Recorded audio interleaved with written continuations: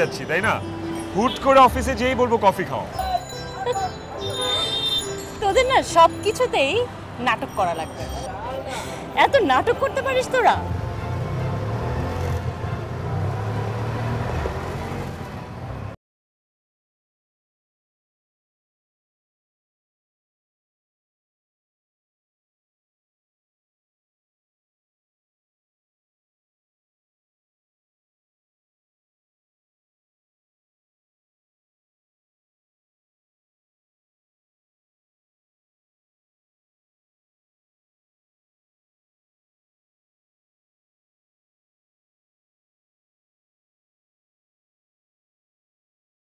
কখন আসলেন? ডাকলেন না যে? গানে এত মনোযোগী ছিলেন যে দেখে আর ডাকতে ইচ্ছে করলো না। কি হলো? আপনাকে বলা যাবে না।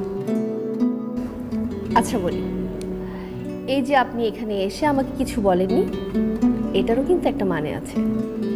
কি মানে? আপনি লুকিয়ে লুকিয়ে আমাকে দেখছিলেন,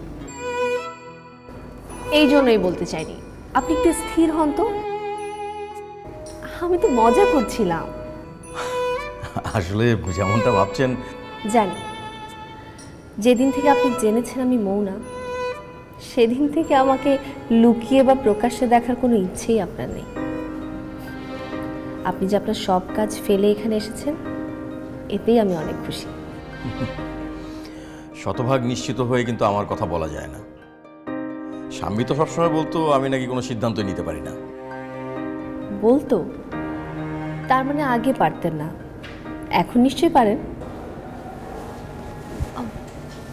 কি খাবেন, এক্সপ্রেসো না ক্যাপুচিনো? যে কোনোটা হলেই চলবে। ওকে, দুটো ক্যাপুচিনো। বললেন যে সিদ্ধান্ত নিতে আগে পারতেন না, এখন নিশ্চয়ই পারেন। কফি এক্সপ্রেসো খান বা ক্যাপাচিনো, কফি তো কফি। শুধু চিঠি না, এটাও ফেলে এসেছিলেন আপনি। ওফো, দেখেন খেয়ালই করিনি। ফুলটার দেখি পতনেরই ভাগ্য। কালকে রাতে এটা আপনাদের বাড়ির রাস্তায় পড়েছিল। ও, আপনি এটা কুড়িয়ে পেয়েছিলেন? হ্যাঁ। আমার বাসার সামনে রাস্তায় পড়েছিল। এই গোলাপ হচ্ছে ভালোবাসার প্রতীক। সামনে রাখবেন যেন অপাত্রে ফসকে না যায়। ফুলটা দেখি ঘুরে ফিরে আমার কাছেই আসছে। আমার তো মনে হচ্ছে এই ফুলটার অন্য কোনো উদ্দেশ্য রয়েছে। Excuse me.